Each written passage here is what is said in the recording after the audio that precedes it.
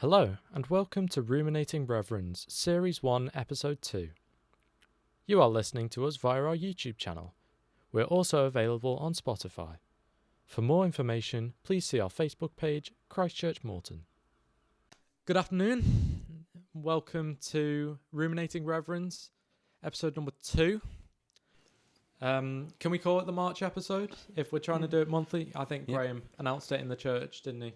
That we're going to try and do it monthly. So we'll call it the March episode. It's not called Ruminating Reverends. It is called Ruminating Reverends. It's not called Ruminating Rectors, as you may have seen on Spotify and YouTube, actually. As usual, that's my fault. We only have one rector here, and that is Ron Iveson. And we do have a reverend. We have two reverends, and one of them is Graham Lamb. They're both in front of me right now, and they're going to be talking all about love today. But before we do that, let's move on to the important thing. I'm going to be asking you some questions, and you're going to pretend that I didn't ask you a minute ago during the last take. I don't remember. So, Graham, what's your favourite holiday location? Well, Ollie, I'd have to say New York. Having it been a dream holiday and going there last year and ended up going back again about 3 months later, it's got to be my answer. And for you, Ron? Can I ask him a supplementary on that? Have you booked it again? Not yet. It Not will yet. happen. Yeah. I'm really boring because I've never flown. I haven't had a passport since I was about 24. I haven't had a full British passport. I've had one of those when they were... You won't even know what I'm talking about. You could get temporary ones for a short period of time in those days. You've never flown? Never flown. Never flown. I get a nosebleed going up the stairs. No, I just... no, I've... it's just that I never fancied sitting in an airport at some awful hour of the morning waiting to go to... I said this to someone the other week, a few months ago. I went to go to some hot country where I'm going to burn to death. And somebody very quickly went, there are cold countries you can go to. There are. New York in October. New York in October, yeah, absolutely. It's not that I don't want to. It's just, I'm just lazy. We used to go to the lakes all the time, take the boys. They are now... adults, I was going to say young adults, but at 26 and 28, I don't think they're young adults anymore. And they look back and think, we never went anywhere else but the Lake District.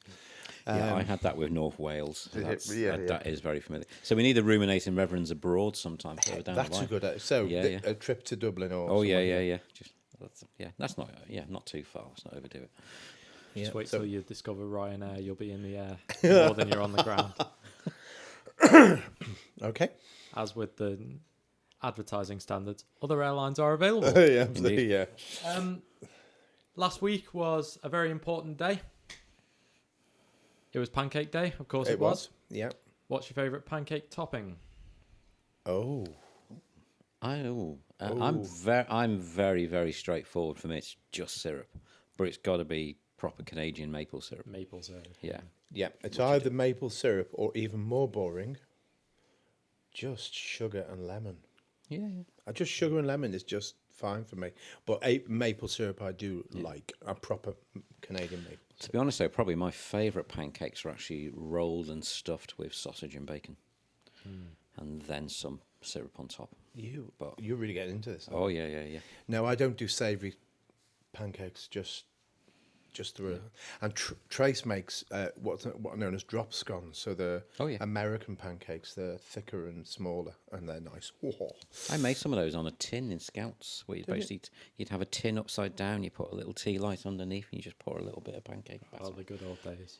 Yeah. Ooh, I'm gonna try that. Yeah. Dead easy. Tiny though. I think I might know what the answer to this is, but the best day of the year. My birthday. It's not the answer I was expecting. Oh, I don't know. Well, historically, it would have always been the day after the summer term ended. I don't know what it is now. As a former tutor. Yeah. I don't know what it'd be now. When you said you think you know what the answer is, what were you thinking? You thought we were going to say Christmas Day? Or Christmas or Day? Easter? Yeah. Yeah. We like to book expectations just every now and then. Yeah. Right, I'm going to ask you one, this or that, Okay. Okay. and then we'll get into it. So, do you prefer winter or summer?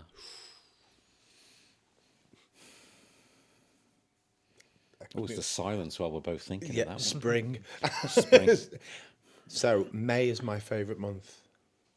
So that's like, It's mine as well. Yeah. For other reasons. Is that your birthday, May? Maybe. Maybe. maybe. I do. I sort of, yeah, I'm sort of similar. I don't really like the cold of winter, and I don't really like the heat of summer. I'm a temperate zone man. I am. So I like May because by May you definitely don't have the heating on. Sometimes in April you might do because you might have a cold snap. Yeah. But it's just when the gas bill starts going down. That's why I like May. Yeah, absolutely. So, without further ado, I'm going to Okay. hand it over to you two. I'll come in with some questions Yep. throughout the podcast. So, yeah, it's over to you two. Well, I just thought we'd talk about love. Yeah. Love changes everything. Because it's such it was, we did pancakes and we did Valentine's Day, whatever that means for people. Yeah, and we're now into Lent. And we're now into Lent. So what is love, particularly in our society where love is just whatever you want it to be? Is there a thing called love? That crazy little thing called love. Crazy little thing. As Queen would have We'll said. just start I'm at singing the or- risk of just everything I'm going to say for the next half an hour is just going to set you off in the song, isn't it? So, Yeah. But they're all going on in my head as well. But that's just a sign of how prevalent sort of it is in song, Yeah, absolutely. Yeah. as we both know. As we both know. Because it's something that people think about. It's something that people talk about. But are we talking and thinking about the same thing? You mean right now or just generally? I mean, just well, possibly Yeah. right now.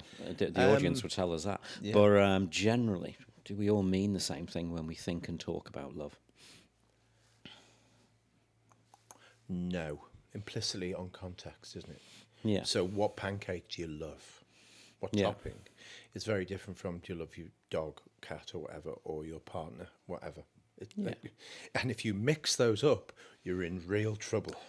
My darling, I love you like dream topping or, maple syrup. You are my maple syrup to me. Doesn't, it might get you into a sticky situation, but not that, Yeah. So is it a word we just tend to throw around then, or we can throw around in certain circumstances? Yeah. Where we're just showing an affection for something, a preference for something, Or an attraction for something. or an attraction for something. Yeah. And I guess it depends on our, this has just come to me, the direction of love, whether it's something that we do towards something or someone, or something that is being done to us or for us, or we are receiving. So attraction is often both, isn't it? It's like, I feel this Hopefully. about that, Yeah. but Yeah. you could say, I'm showing my love to you. And so there's a directional thing that goes with it. Yeah. Reciprocal. And that raises an important point about how love can be and often is an action. Yeah, I think we could talk about that, can't we? Yeah, yeah, Because people often split it, don't they? yeah. Love is an emotion. Love is a feeling. And quite often in church, you hear people saying love is an action more than a feeling. So you do an act of love, a loving act. And I want to say, and we can talk about this, I don't know if at this point or later, that's baloney. Utterly baloney. Love is never just an action. It has to have a feeling with it, Yeah, it's got to have the heart behind it. the heart behind it. Yeah, Otherwise, you get into it could very easily slip into hypocrisy. It's just an action, but I do not feel anything towards this. yeah. But well, particularly then, if you have the idea of it's just an action, it then replaces any heart notion. Yeah, exactly. Yeah, But if it's just a feeling and you don't know anything about it, yeah, it is not what it's. I was going to say it's not love, but I think it is. I think at root, love is a feeling, which is why you can get unrequited love. Yeah. It is a feeling that needs to be expressed in an action to reach its fullness. Yeah, it has to be in multiple stages. Yeah. It has to be in multiple stages. And if it's just a feeling, then it's just stage one love, as it were. Yeah. In some ways. That can actually drive you potty. In what way? If it's unrequited, if it's Yes. Yeah. unexpressed, there's. I mean, you'll know that you probably had this experience as well. How many people have we buried, in a funeral service, where they have died of heartbreak after losing their partner? Yes. Yeah. I know a number where we've both mentioned we've had that situation both ourselves, haven't we? Yeah. And I think that shows it's not an action on its own. It's a feeling that can make or break someone. Well, it shows how love goes into other things as well, because we'll have both said in funerals how grief is a response to love. Yeah, it's the shadow side of love. Yeah, so love sets off a much wider, complicated set of feelings, emotions, and actions. Yeah, than just what we might think of just when we say love. Which is why we have a problem in the English language, don't we, with just using the single word love. That's all we have. I mean, you've got affection and attraction and all those kind of things, but love in itself. So in Greek, there's the 4 words for love. Well, Yeah. it might even be 5. But I've got a list if you want. So hi, go on. Well, you do your list. Okay, and we'll compare our lists here we meet. Yep. So my list, and in no particular order here, listeners. Eros, the romantic, the sexual. Yeah. I didn't put them in this order. Philia, Yeah. friendship. Don't know how to pronounce this one. Storge, Storge, Storge, I think Storge, it is, yeah. probably in Italian. Agape, Yeah. one that we do talk about a little bit. So Storge is familial. Agape is that sort of universal, unconditional, quite friendly love. Philautia, I want to say. Probably pronunciation-wise, but I'm not sure. Self-love, self-compassion, self-care. Xenia, hospitality. Oh, you are. Senior You've got a hospital. bigger list than Bigger mine. list. Yeah.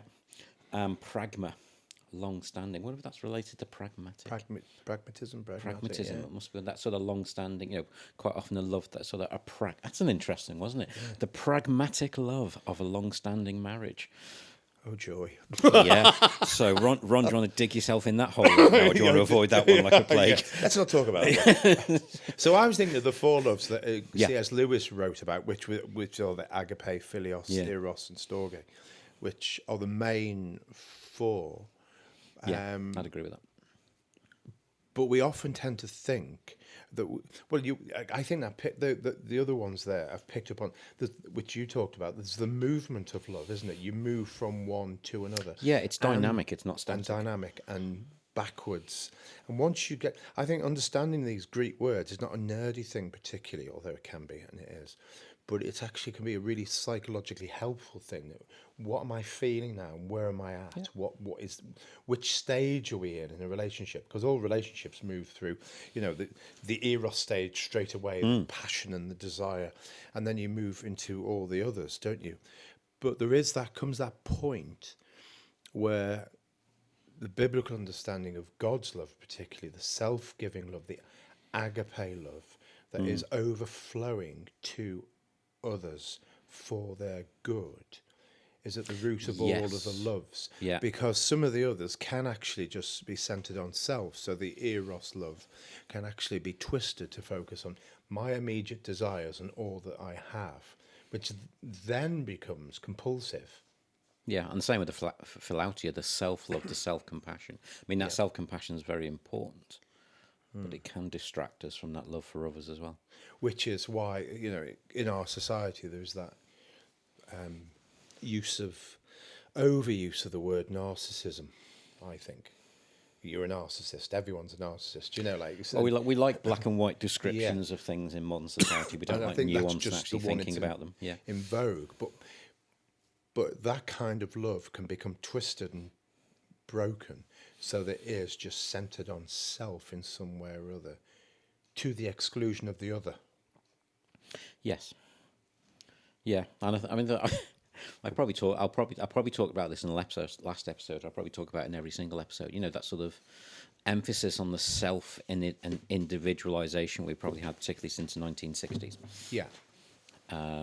From that, but going back to what you were saying a couple of minutes ago, that idea of love, particularly about a person, is about the good overflowing to them and wishing them well and wishing them good. Yeah. That's a huge part of love, I think. Love for another person. But I think at the heart of it, and I've picked this up from a guy called John Piper, who has a massive influence on my thinking in this and other things, that there is no such thing as... So I was just going to put a question into it while we're still in this sort of down to earth sort of love, and I was just going to ask, how does, you know, we hear about in the Bible that Jesus' love for us is unconditional and everlasting, for example. How does that differ from the sort of love that we see on earth? So, well, let me just finish my sentence. That there's no such thing as disinterested love or selfless love. I think this ties into this. So in English culture and Victorian stuff, you get this kind of like, oh, that was a really selfless act, and disinterested love. I'm doing it for their benefit. Yeah. And so then you could do it through gritted teeth. So John Piper has this whole thing about if I want to surprise my wife, he says, with a bunch of roses for Valentine's or anniversary, and I knock on the door to do a surprise, and she answers the door, and I give her the roses, and she says, "Oh, I'm so impressed, you know, so overwhelmed, and this is beautiful," and blah blah blah, and all that sickening, all that emotional response. And she says, "Why have you done this?" And he says, "Because it's my duty. You have ruined the act." Yeah, I'd agree with that. You have ruined the act. And it comes into this about God's love for us. So one of the things in Scripture is this agape love of God, that God does not have a disinterested love for us. He has a passionate love for us that chases us. So last night I was talking about the prodigal son with a group of people. And it's this God who stands up and looks for the son that's left and has taken everything away and ruined his life, but is always looking for and running towards. And it's not disinterested, it's not dispassionate, it's full of pathos, there's a good word, and passion, and almost eros, you know. And there's a in the contemplative tradition of the church, this whole dynamic of understanding eros love as part of God's love for us as well, this desire for us. So, but it is always for the good of the other, not for their destruction, and not for using them for self-centered reasons that would destroy the other. So it comes back to what we were talking about before, this reciprocity in the relationship, this dual thing. I give to you, but it's my joy to give to you. And in receiving from you, in your freedom, I receive something back. Yeah. No, Does that make any sense? Yeah, no, I agree. Where I always come back to with that love is always the wishing the good for the other. Yeah. And that helps us with things like envy and jealousy as well. Yeah. To a certain extent. If we can have that sense of, you know, love where, oh, I've got to love my neighbour because the Bible tells me to. Yeah. Is not a great basis for love. Yeah. It's not a great, but to have that basis where I want to love that person because I want good for them. Yeah. I want good for them. Does that help with your question in any sense, Ollie? Yeah, I think so. I think it's important to differentiate sort of the magnitude of it. And the types, yeah. So God so loved the world is not God did it out of duty. Yeah. Sort of like, you know, people could be hurt by love on earth. It's not something that sticks around. It's not something that's everlasting. Yeah. Except in other circumstances. Yeah. And it's kind of like, what was the difference? Like, how can we be sure? Yeah. I guess this is another question now, so I might as well go on to another question. Go on then. How can we be sure that God and Jesus' love will stay with us? And how can we be sure that, he always will love us? Okay. Wow. Knock that one out the I park. know, yeah, Greg. yeah. Go on. That's a great question. Boom. For me, yeah, no, that is a great question. How can we be sure? I'm not sure I can ever give a 100% absolutely sure answer to this. But for me, I can trust that the promises of God are true because I've seen that over the years, over the decades, ever since sort of I first started to follow Jesus in my early teens, really. So I have that trust in the relationship. That God keeps his promises and that God has shown that through his love in different ways in my life. Sometimes directly, I would say, from God to me, sometimes indirectly through other people. But I can't think of any situations where I've had cause to doubt that love is both just and true and fair and complete. I think some people do struggle with this because of either how life has treated them, how they've been hurt, or their own sin, and therefore they cannot get out of it. I am inherently unlovable, and people can get stuck in that, and it takes a lot of work, in the best sense of that word, to try and deal with that with someone, or for them to deal with it themselves. And it can be a lifetime process.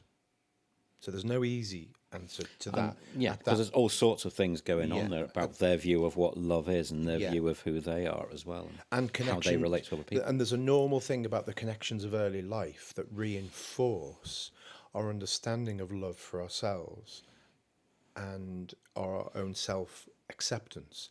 And if those things aren't in place, that always becomes a weakness in people's psyche. I think Scripture, I would say, it's always very helpful here, and the narrative of the gospel. So God so loved, in the Psalms, God loves all that he made. But in Romans 8, if God is for us, who can be against us? Will he who gave us his own son not give us all things as well? So the focus for the Christian understanding of this is looking at the dynamic of the relationship not between God as a lump and me, but between what is the love that the Father has for the Son that then is given to me.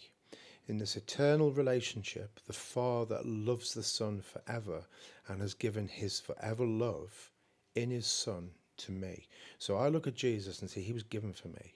So someone said last night, when you realise that Jesus died and rose again for me, as in me, in the depth of my soul, it changes your life. And I said, that's exactly it.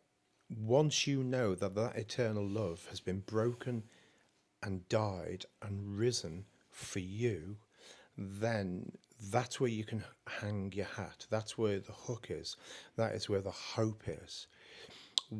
John writes in his first letter, we love because he first loved us. And that is an eternal love. So the character... And within that, God is love. Yeah, and God, and that comes out in that passage, God is love. Not that love is God, so our conceptions of love... The order is important. The order is important. Yeah. So love has a rootedness that is outside of ourselves before we were even created as human beings, as a race, rooted in a heart of love for humanity. One of my favourite Bible verses is one that is not easily translated in modern language, but in more literal translations, it says in John's Gospel that God who gave his Son, who came from the bosom of the Father. I think this is just a beautiful image. Now, the NIV and others say who is at the Father's side. It's like, okay. There's a new revision of the New American Standard, the New American 2020 edition, and it says it like this: that the Son who is in the arms of the Father. And I just think, oh, what an image! So that Son, for me, shows that I am loved in that relationship. Now that is really deep for Christians because that's what we're journeying into. Yeah. But it takes away from this, God just has to show love to me, and this, God as a lump, if you like, as one abstract idea to me as a person. You're looking at a relationship that's eternal, Father and Son, and then he sends his Spirit into our hearts, where it says in Romans 8 again, the love of God has been shed abroad into our hearts by the Spirit who is given us. So there's this Trinitarian action of the love of the Father through the Son in the Spirit, grabbing hold of the inside of my very being and taking it back and going, I've got you. And it emphasises that love is about relationship. Love is relationship. Love is I about have relationship. got you. And I was only thinking about this today because clergy and others, all Christians, you can get into this kind of like transactional stuff. Have I read my Bible enough today or not? Have I prayed enough or not? Therefore, I'm loved if I have and I'm not. I have come to a place, and it's really hit me, that even if I do not say my prayers, as what that means, in the morning, or my Bible reading, or whatever else I'm brushing, I am utterly loved. And I've struggled with this all my life because of various issues in my younger years. But I'm now in a place that I don't need to reckon whether I'm good enough or loved enough by whether I've read my Bible enough or acted in a particular way. I just know I'm loved. And it's taken me 57 years to sort of get into this place. I'd say the same, actually, probably very, very similarly, just in the last couple of years, where I've sort of moved from a point of logically knowing that God loves me to that proper, oh yeah, he loves me. And proper, that sort of that emotional. affectional love, that understanding is life transforming. And it does, we were talking about earlier, it's a journey. You know, it's not, for some people it can happen very quickly in their lives. But for others, it is this journey, and you can't start marking it off on a scorecard of where you're up to. Do you know, that kind of thing? Yeah. Which is why, as a church, we are community and relationship, and people are on various stages with this, and we are there one for another. We have to embody this. So love is a feeling, but an action. It's both. And if a church is a loving community, and we're all called to be that all the time, we are the ones who actually embody this, and not out of duty, but out of delight. So this week, you can edit this if you need to. This week in church, I upset someone. Unwittingly, I thought I was being funny, and I wasn't, in how it was received. I didn't know this till yesterday, so I've had to apologise. And I've sent some flowers to this person. I said, I am sorry. I was foolish. That was heartfelt. That's what true church. It's not transactional. It's embodying that kind of love. I know I'm loved, and I have to. And it overflows then, doesn't it, in a natural kind of way? Yeah. But it doesn't stop us hurting one another. You were talking about earlier, some people are really hurt by love, and that have been. We'll never get this perfectly right. You do see it sometimes, just about what you're saying about being transactional. You do see it in church that there are people who feel that they have to earn God's love in transactional ways, almost like being on every committee and every rota going sometimes, from that point of view. But it doesn't work like that. It doesn't work like that. No, it is what you're saying about community, and so the gathering and building that together. But in that, we're focusing still on Jesus. We're saying this is where you look for your love. Don't look to me. Don't look to one another. That's still the model. Yeah, but we are sharing in that love that He gives to us. Yeah, and has given to us and shows sort us. of basking in it in a way, basking together. Yeah. Well, we are getting deep, aren't we? Especially if we're basking. You're a basking shark. So, And I think so it's the age-old thing, wasn't it? Early in the 2nd century, I can't remember who said it, but it's been oft quoted. See how these people love one another. There was a difference and a quality in early church discipleship that enabled them to be seen on the outside. Wow, they're really cozy. Yeah. In the best sense of that word. They really look after one another. Yeah, and this is the big thing for me, is that it should make a difference. It should make a visible difference. Yeah.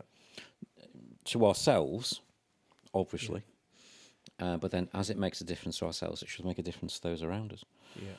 And then impacts how we as a church then are together and how we go out from each other into the community and everything. So, just before Ollie's question. Yeah. I wasn't watching. It might come into it. There comes a point now, because of our sinfulness, where it is a duty. Because we might not have the feeling all the time, but we know we need to act in a particular way. So repentance comes in where we go, I'm not feeling this at the moment. Who was talking yesterday? But the action is still there. Yeah, they're talking about the feels. It's the latest phrase. I've got the feels for this. Do you know this one? I've got the feels. Yeah. Okay. So, and I think it's important to have the feels, but when you haven't got the feels, you still know there is a command to love God and love your neighbour. The command is still there. Yeah. But you can't just do the command without some kind of feeling. But when you haven't got the feeling, the command doesn't go away. The command doesn't go away. Yeah. So we're caught. Have you got a question for us? Yeah, so just as a closing thought, because we're coming to the end of the episode now. Are we? Apparently. I was really enjoying that. Go on. I think I asked this last time as well. How can we show it? If we feel it, if we feel the love of God in us, how can we go out and show it? What are the ways we can do that?